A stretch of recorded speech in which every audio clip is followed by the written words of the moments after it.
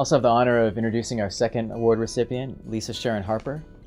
Lisa came to a Pentecost conference about 3 years ago and met many of us. I think we were immediately impressed with her passion and her spirit and her love and commitment to seeing the church engage its full mission, including acting on social justice issues.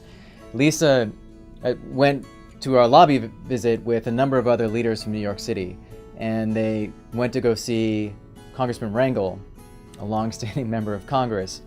And I think they were amazed at how much impact that meeting had and how much they were able to articulate why the church is concerned about the least, the lost, and the last. She was able to take that experience and went back and continued to stay in touch with this range of leaders that came together for that lobby visit. And out of that birthed the idea to form a more formal network, also connected to the Boston model and a relationship she had built with Rachel, and they formed New York Faith and Justice.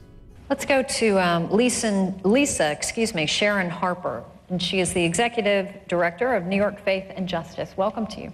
Thank you. Thank you. Senator Clinton, underdeveloped nations and regions that lack widespread access to education and basic resources like water, and they tend to be some of the most unstable and dangerous regions of the world, places like Pakistan, Somalia, Sudan.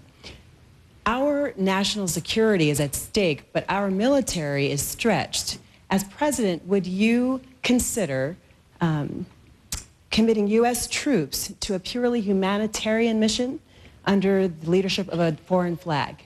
New York Faith and Justice mission is built around the three broad goals of following Christ, uniting the church, and ending poverty in New York. They accomplish this through spiritual formation, education, and direct advocacy. Lisa has been a leader in organizing churches to join the environmental justice movement in the city, particularly in the South Bronx. She has helped organize Conversations for Change, which are geared toward reducing inner-city violence through conversations between community members and the South Bronx police officers.